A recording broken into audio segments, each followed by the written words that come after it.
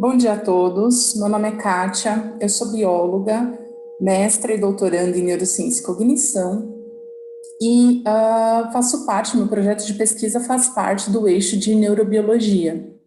Então, vocês já acompanharam algumas aulas de neurobiologia na última semana e agora nós vamos entrar no assunto neurotransmissão. Esse assunto é dividido em 3 aulas distintas. Hoje nós vamos compreender como funciona, o que é a neurotransmissão, e nas próximas aulas os mecanismos de diferentes neurotransmissores para que essa neurotransmissão finalmente aconteça, né? Não precisam se preocupar em ficar anotando, em ficar voltando para escrever alguma informação, porque esses slides serão disponibilizados posteriormente para que vocês mantenham essa informação com vocês, ok? Para dar andamento na nossa aula, nós precisamos retomar alguns assuntos que já foram discutidos anteriormente. Precisamos relembrar sobre potencial de ação, sinapses, para finalmente compreender o papel dos neurotransmissores em suas características, tipos e mecanismos de ação. Tá? Então, o primeiro ponto é nós lembrarmos do potencial de ação. Então, lembra que o potencial de ação é uma mudança elétrica que acontece no neurônio. E que esse potencial, ele corresponde em fases diferentes. Lembra que o neurônio, ele tem um potencial de repouso, né? Quando não está transmitindo nenhum tipo de informação, ou não está passando nenhuma informação elétrica diferente nele.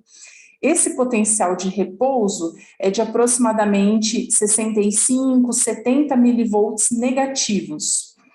Quando chega um estímulo suficiente para alterar essa milivoltagem, acontece uma fase ascendente, onde o neurônio tem a despolarização de sua membrana. Uma vez que esse estímulo seja suficiente para alterar esse limiar, o potencial de ação vai acontecer, ele não pode ser parado, ele não para no meio do caminho. Se o estímulo for suficiente para começar, o potencial de ação vai até o final. Então, a primeira fase, onde ocorre a despolarização da membrana, vai chegar a um pico de 40 milivolts. Então, ele vai de menos 65 para 40 positivos. Seguido disso, há uma fase descendente, onde há uma repolarização até a membrana ficar mais negativa que o potencial de repouso. Então, ela fica mais negativa que menos 70, né? Nessa fase descendente ao final dela. E posterior a isso, há uma pós-hiperpolarização, com uma restauração gradual do potencial de repouso. Então, se a voltagem está mais negativa que menos 70, nessa etapa ela vai se regulando até voltar ao potencial de repouso, né? Então, para nós lembrarmos, aqui nós temos a milivoltagem, o potencial de repouso em menos 70, chegando um estímulo, se o estímulo não é suficiente, ele não vai ser o suficiente para chegar no limiar que vai favorecer a despolarização, né? Chegando nesse limiar, ocorre a despolarização até 40 milivolts, seguido da repolarização, esse período refratário, onde chega a uma margem mais negativa que o potencial de repouso, até restabelecer esse potencial. E isso medido em milissegundos, tá? Então, neste momento, nós estamos apenas revendo o conceito do potencial de ação, para a gente entender lá na frente como esse potencial está relacionado à neurotransmissão, né? Outro conceito importante são as sinapses, né? Então, lembra que a informação, né, o estímulo passa no neurônio, geralmente, na maior parte dos casos, porque temos exceções, ele faz o caminho dendritos, que são essas estruturas aqui, mais ramificadas no neurônio. Então, a informação chega aqui nos dendritos, passa pelo corpo celular, onde tem o núcleo da célula, ou soma, pode ser chamado de soma também, em seguida pelo axônio, né, que é recoberto ali pela bainha de mielina. Aqui no final do axônio nós temos o terminal axonal e a informação chega ao final desse neurônio. Quando nós falamos em sinapse, nós estamos falando de uma parte do neurônio se comunicando com outro neurônio ou uma outra estrutura, um outro tipo celular. Chegando aqui no terminal axonal, essa informação ela é passada, vamos considerar aqui, para um outro neurônio, tá? Essas sinapses, essas junções de comunicação, elas podem ser elétricas ou químicas. Nós vamos enfatizar aqui a sinapse química, para a gente compreender um pouco melhor o aspecto da neurotransmissão, ok? Então, nessa sinapse química, para passar a informação de um neurônio para o outro ou para outra célula, esses neurônios eles não vão ficar unidos fisicamente, quer dizer, eu não vou ter o final de um neurônio, lá, o axônio de um neurônio, ligado ao dendrito de outro. Não há essa união física, há um espaço entre essas células. Esse espaço é chamado, conceituado como fenda sináptica. Então, a fenda sináptica seria o espaço entre um neurônio que está passando informação e um outro neurônio que vai receber essa informação, tá? Nós vamos falar muito da informação pré-sináptica e pós-sináptica. Então, pré-sináptico, nós estamos considerando o neurônio que está enviando informação e pós-sináptico, o neurônio que está recebendo essa informação. Para que essa sinapse química possa acontecer, então, já que não há uma união física e há um espaço entre essas duas células, há necessidade de um mensageiro químico para levar esta informação, tá? Esse mensageiro químico pode ser um hormônio, um neuromodulador ou um neurotransmissor, que é o que nós vamos enfatizar na aula de hoje. Então, aqui nós temos um desenho, representando essas condições. Os dendritos, essas ramificações maiores por onde chega a informação, o soma, ou corpo celular, onde nós temos o núcleo da célula, e o axônio. Aqui ele está ampliado para que nós enfatizemos o terminal axonal. Veja que aqui está designado como um elemento pré-sináptico, ou seja, o início da sinapse, né? Não há uma união física, há um espaço aqui entre essa informação pré-sináptica e aqui, ó, o pós-sináptico, que aqui está representado pelo dendrito, que é onde chega a informação na maior parte dos neurônios, tá? Nós vamos compreender, então, um pouco melhor como que essa informação química, nesse caso, os neurotransmissores, vão conseguir captar esse estímulo e levar, para um outro neurônio, tá?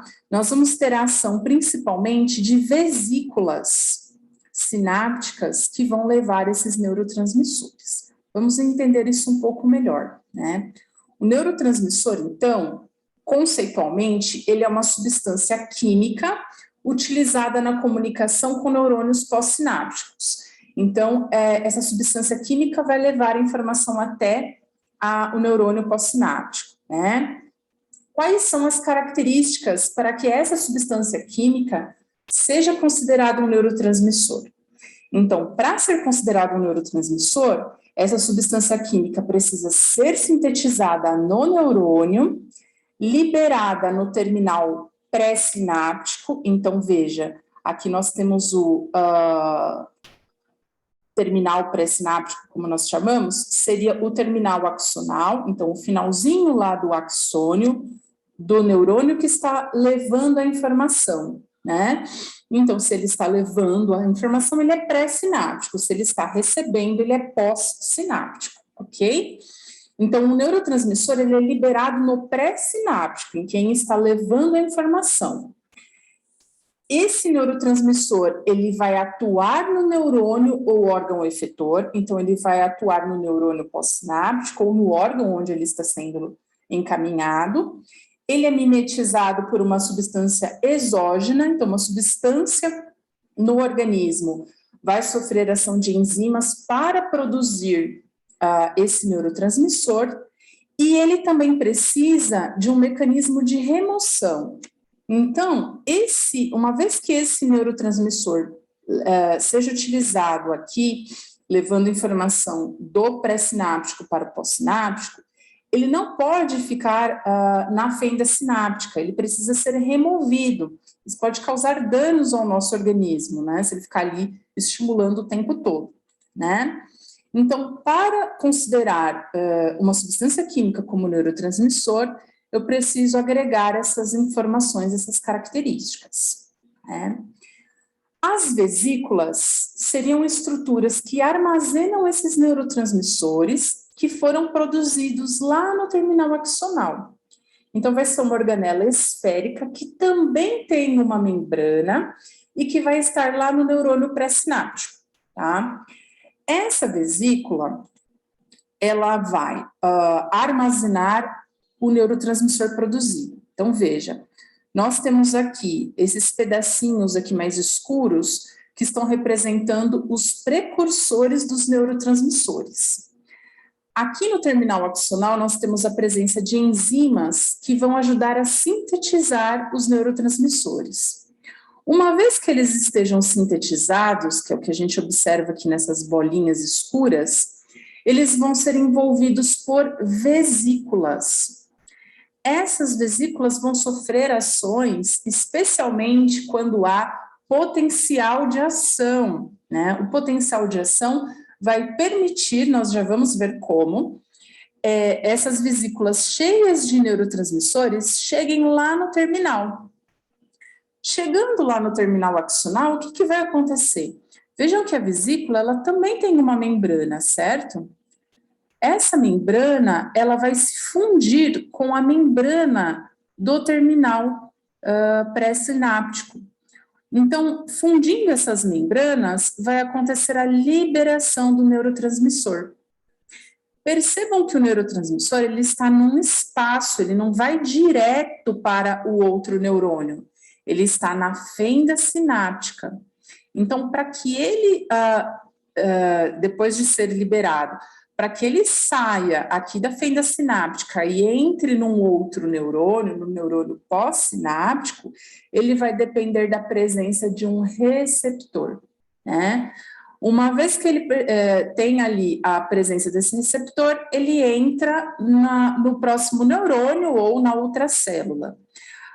O restante dos neurotransmissores que aqui permaneceram, ou eles são recaptados ou eles são degradados. Eles não podem permanecer aqui. Então, nós teremos enzimas, substâncias específicas que vão atuar nesse processo de recaptar para levar o neurotransmissor dentro do neurônio, dentro das vesículas novamente, e aqueles que vão, aquelas enzimas, aquelas substâncias que vão degradar por completo ali a presença desse neurotransmissor na fenda sináptica. Então, nós vamos compreender um pouco melhor dessas etapas, né? Neste primeiro momento, nós tivemos a síntese, e aí ela ficou englobada em vesículas, né?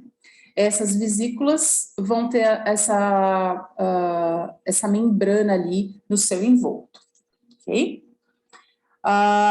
Esses neurotransmissores, eles podem ser de tipos distintos. Então, nós temos neurotransmissores do tipo aminoácidos, como GABA, glutamato e glicina, neurotransmissores do tipo aminas, como acetilcolina, dopamina e noradrenalina, e neurotransmissores do tipo peptídeos, como as encefalinas, o neuropeptídeo Y e a somatostatina.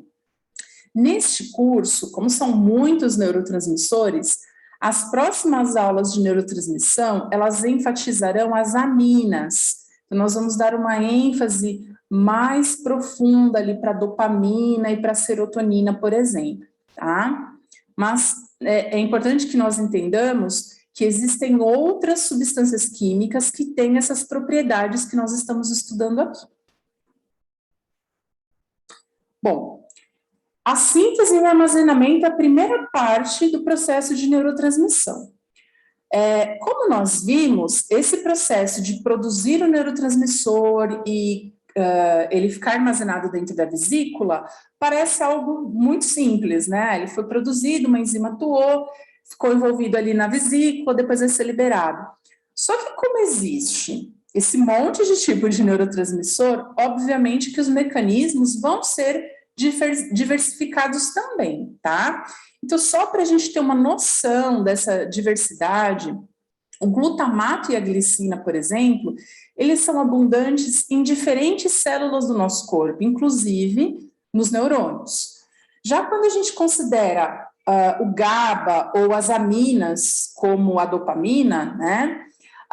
Elas são produzidas apenas nos neurônios que as liberam. Então, veja só, não é porque eu tenho esse monte de tipo de neurotransmissor que todos os neurônios vão liberar todos esses neurotransmissores.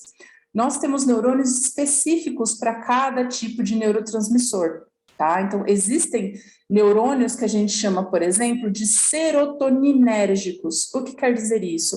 É um neurônio que vai sintetizar e vai liberar serotonina, tá? Claro que não é tão certinho assim, né? Cada neurônio é um neurotransmissor. Tem neurônios que liberam mais de um tipo, enfim, tem uma diversidade muito grande na neurociência, mas é importante que a gente compreenda essas variações, tá? Então, GABA e aminas, elas vão ser produzidas só nos neurônios que as liberam. As enzimas, elas são transportadas até o terminal axonal. Então, nós vimos aqui na figura anterior, né, que nós temos enzimas nesse terminal para estimular a produção, a síntese do neurotransmissor, tá? Então, todos esses mecanismos, todos esses processos, eles são fundamentais para que a neurotransmissão aconteça, tá? E, finalmente, depois que o neurotransmissor está produzido, ele é captado pela vesícula. Então, ele vai ficar armazenado ali dentro desta vesícula. Depois disso, vai acontecer a liberação do neurotransmissor. Para acontecer essa liberação, há uma dependência do potencial de ação. Então, lembra daquela fase, aquela alteração elétrica dentro do neurônio, né? Quando essa alteração chega lá no terminal axonal, isso vai permitir, essa despolarização vai permitir a abertura de canais de cálcio. Essa oferta de cálcio lá no terminal axonal é que vai permitir com que a membrana da vesícula e a membrana do neurônio pré-sináptico se fundam e a vesícula se abra, liberando ali o neurotransmissor para a fenda sináptica. Então, para que exista a liberação do neurotransmissor, eu dependo do potencial de ação, tá? Porque eu vou depender de cálcio, e para liberar cálcio, eu dependo da despolarização da membrana, né? Depois que o neurotransmissor foi liberado na fenda sináptica, essa vesícula ela é recuperada. Então, a membrana vesicular se refaz para que ela possa armazenar, captar um neurotransmissor novamente, se for o caso. Aqui, para a gente entender um pouquinho, nós temos a vesícula sináptica, né, com o potencial de ação, a liberação dos canais de cálcio, e com a presença de cálcio, aqui com esses canais de cálcio, há uma fundição aqui dessas duas membranas, o que permite a saída do neurotransmissor. Uma vez que o neurotransmissor já tenha saído, essa membrana da vesícula se refaz e ela fica ali disponível para captar mais neurotransmissores. Bom, aqui apenas um outro esquema para a gente compreender, reforçar, né, esse conceito. As vesículas chegando aqui no terminal, na presença ali desses canais de cálcio, né, há uma junção assim, dessas membranas, permitindo a saída dos neurotransmissores. São mecanismos bastante descritivos, né? Se vocês buscarem essas informações em livros, em artigos de neurociência, vocês vão achar um detalhamento gigantesco dessas etapas. A nossa função aqui seria simplificar um pouco esse conceito para que a gente entenda isso de uma maneira mais generalizada. Mas tem uma série de exceções, uma série de detalhes.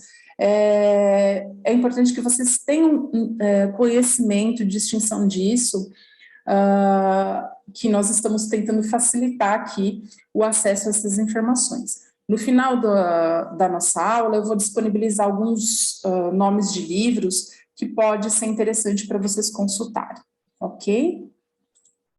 Bom, então, a vesícula já liberou os neurotransmissores lá na fenda sináptica. O que precisa acontecer agora? Agora, essa informação, esses neurotransmissores que estão na fenda sináptica, eles precisam chegar ao neurônio pós-sináptico, né? Porque eles estão naquele espaço, eles não entraram já no neurônio pós-sináptico, certo? Para que eles consigam entrar na membrana, no neurônio pós-sináptico, há necessidade de proteínas receptoras nessa membrana. E essas proteínas, elas são muito específicas. É um modelo que nós chamamos de chave-fechadura. Precisa haver um encaixe muito certinho para que o neurotransmissor consiga entrar nesta célula, né? Então, esse receptor precisa ser específico para esse neurotransmissor, tá? Em geral, os receptores são canais iônicos que já são ativados pela presença do neurotransmissor. Então, o neurotransmissor estando ali já permite a abertura desse canal para a entrada na membrana pós-sináptica, ou receptores acoplados à proteína G, que vão demandar a presença de um segundo mensageiro, que vai demorar um pouquinho mais esse processo para ter uma resposta celular. Esses são os dois principais tipos de receptores, porque existem outros ainda, tá? Aqui só para a gente entender um pouquinho a variação desses receptores. Então, os canais iônicos, que são receptores chamados de ionotrópicos, eles vão ter um efeito celular, uma resposta muito rápida, calculada em milissegundos. Então, a entrada desse neurotransmissor levando informação vai ser extremamente rápida para provocar o efeito celular, tá? Um exemplo disso são receptores nicotínicos de acetilcolina. Esse símbolo ACH aqui é referente à acetilcolina, tá? Neurotransmissor do grupo amina. Um outro tipo bastante comum são aqueles receptores que estão ligados a uma proteína G, que são chamados de metabotrópicos. Esses receptores, eles vão demandar um pouco mais de tempo e de processos químicos na célula para provocar o efeito. Então, enquanto o receptor ionotrópico tinha uma escala de tempo para causar o efeito celular de milissegundos, o receptor do tipo metabotrópico vai provocar em segundos, é um pouquinho mais demorado. Então, outros receptores específicos de acetilcolina do tipo muscarínico, eles vão ser metabotrópicos. Percebam que um mesmo neurotransmissor, ele pode ter diferentes receptores nas células. Desde que aconteça esse encaixe perfeito, né, que nós dissemos, não há problema de ter mais de um tipo de receptor, tá? Há ainda receptores ligados à quinase, que é um tipo específico de proteína que provoca a fosforilação, no caso de receptores de citocinas, né, de proteínas específicas, e esse efeito já vai demorar horas, assim como receptores nucleares, né? Então, o neurotransmissor precisa ser encaminhado para o núcleo daquela célula onde vai acontecer transcrição, síntese de proteína, para só depois nós observarmos o efeito celular. Isso acontece, por exemplo, com o estrogênio, né, com o hormônio sexual feminino. Bom, então, vamos recapitular. O neurotransmissor foi sintetizado, armazenado, liberado na fenda sináptica, ele foi recebido lá por algum tipo de receptor da membrana pós-sináptica, e parte desse neurotransmissor permaneceu lá na fenda sináptica. O que vai acontecer com esse neurotransmissor que permaneceu lá? Ele precisa ser removido, né? Essa remoção, ela pode ser feita com a recaptação desse neurotransmissor e ele volta lá para dentro do neurônio pré-sináptico, né? Ou ele pode ser degradado, às vezes até mesmo na fenda sináptica. Então, ele vai ser recaptado ou degradado. O que ele não pode é ficar disponível ali o tempo todo. Ele pode provocar uma superestimulação. E dependendo da ação desse neurotransmissor, isso é prejudicial ao nosso organismo. Bom, esses mecanismos, eles são importantes para qualquer neurotransmissor, mas só para a gente entender, existem uma série de especificidades dos neurotransmissores. Então, quando nós falamos de um neurotransmissor, ele é classificado de acordo com várias características de cada um deles. Por exemplo, a que classe pertencem, como acontece a síntese desse neurotransmissor, como ele é armazenado, degradado e recaptado, qual é a ação dele nas células, que grupo neuronal está relacionado a esse neurotransmissor e que drogas estão relacionadas à necessidade de aumentar o efeito desse neurotransmissor ou diminuir, depende ali da patologia que nós estivermos falando, tá? Então, essas especificidades serão estudadas nas aulas seguintes, para a gente entender um pouco melhor a diversidade de neurotransmissores que nós temos no sistema nervoso, tá? Só para a gente ter uma noção de como isso acontece, eu trouxe aqui como exemplo a serotonina, que ela tem esse símbolo, essa sigla, né, 5-HT, que é uma forma de simplificar o nome do composto químico 5-hidroxitriptamina, né? A serotonina, ela é um neurotransmissor da classe das aminas e ela é sintetizada a partir do aminoácido triptofano, que é um aminoácido presente de forma abundante na nossa alimentação, né? Uma vez que nós consumimos este aminoácido, ele passa por ação de uma enzima, que vai produzir um determinado composto, que vai sofrer ação de outra enzima, até finalmente nós temos ali a síntese de serotonina, tá?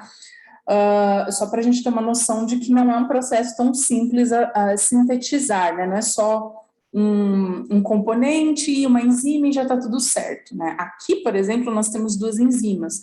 Quando a gente considera a dopamina, a adrenalina, tem outros processos ali para a produção desses neurotransmissores, tá? Onde essa serotonina fica armazenada? Então, ela fica principalmente em células enteroendócrinas dos epitélios digestório e respiratório, especialmente nesses locais, né? Mas nós encontramos em outras regiões do nosso corpo também, né? A degradação e a recaptação são feitas por enzimas, né? Respectivamente, a degradação pela MAO e a recaptação pela SERT, né? Então, quando a serotonina é liberada na fenda sináptica, ela é degradada pela MAO e recaptada pela SERT, ok? Outras relações que a gente pode estabelecer com a serotonina, né? A ação dela. Elas têm dois tipos de receptores, podem ser os ionotrópicos, que são aqueles que têm uma ação mais rápida, né, de milissegundos, que é por canal iônico, ou os metabotrópicos, que é a maioria dos receptores para serotonina, que são aqueles receptores acoplados à proteína G, que vão ter uma ação um pouquinho mais lenta que os ionotrópicos, né? A ação da serotonina, ela tem a ver com a excitação dos órgãos, constrição de vasos. Então, entre outras coisas, a serotonina vai regular o bom humor, o apetite, o sono. Então, é um neurotransmissor importante para a sensação de bem-estar do nosso organismo. Quando há uma alteração na produção ou na captação desse neurotransmissor, a pessoa pode desenvolver problemas na regulação do humor, na regulação do sono, no apetite, e a carência desse neurotransmissor nas vias, ela está bastante relacionada à depressão e à ansiedade, por exemplo, né? O grupo neuronal relacionado são as vias serotoninérgicas, ou seja, as vias compostas por neurônios que respondem à serotonina, especialmente áreas neuroanatômicas mais específicas, como o núcleo da RAF e áreas límbicas, que regulam a sensação de bem-estar, que regulam a temperatura corporal, que tem a ver também com as alterações de sono, né, que pode ter alguma leitura nesse sentido, além das áreas límbicas relacionadas às emoções, né. Então, quando uma pessoa tem, por exemplo, a depressão, existe uma série de drogas que podem ser utilizadas para melhorar esse aspecto, para melhorar essa oferta de serotonina para as vias serotoninérgicas desse indivíduo, né? Mas existe uma variedade muito grande. Não são, os antidepressivos, eles vão ter funções diferentes no organismo, né? Lembra que a serotonina, como eu citei aqui, ela é sintetizada a partir do triptofano que está presente na alimentação. Então, se de repente a pessoa está num grau bastante rígido ali, bastante severo de depressão, e ela não está comendo, por exemplo, isso já pode ser um impedimento para ela se restabelecer, né? Porque ela, não só por questões nutricionais, mas porque ela não está produzindo esse neurotransmissor, ela não tem a base para produzir esse neurotransmissor, compreende? Então, não faz, o medicamento não vai fazer um milagre. Ele pode permitir ali que esse neurotransmissor fique mais tempo disponível, não seja degradado tão rápido, enfim, tem várias ações. Mas se não há o aminoácido a partir do qual é produzido, não tem como nós aumentarmos a oferta de serotonina, né? Então, aqui eu coloquei como exemplo um dos mais utilizados, que é a fluoxetina, o Prozac, né? Que ele é um inibidor seletivo da recaptação de serotonina. O que significa isso? Esse medicamento, ele vai inibir a recaptação, ou seja, ele vai fazer com que a serotonina fique mais tempo ali disponível na fenda sináptica para se comunicar com o neurônio pós-sináptico, tá? Existem outros que inibem, por exemplo, a MAO, que é uma enzima que vai inibir, que vai provocar a degradação da serotonina. Então, quando eu estou inibindo a MAO, eu estou inibindo a degradação. Também estou permitindo, através de um outro processo químico, que a serotonina fique mais tempo ali disponível, ok? Então, é só para a gente ter uma noção do universo que a gente tem de estudo aqui relacionado aos neurotransmissores, ok? Eu espero ter ajudado, espero ter esclarecido alguns conceitos importantes sobre esse assunto. Agradeço muito a atenção de todos, o convite do CAM para participar desse evento, desse curso tão importante. Parabenizar os professores que estão se empenhando no mês de férias para aprender, para saber mais. E deixo aqui os contatos do CAM, né, o e-mail, o Instagram e o site do curso, e o meu contato pessoal, meu e-mail da UFABC, caso alguém queira tirar alguma dúvida ou alguma coisa que eu tenha dito e não tenha ficado muito clara, né? Conforme eu disse durante a palestra, eu disponibilizo aqui também alguns livros que podem ser interessantes para vocês consultarem e tirarem outras dúvidas, ok? Agradeço pela atenção de todos e um bom curso.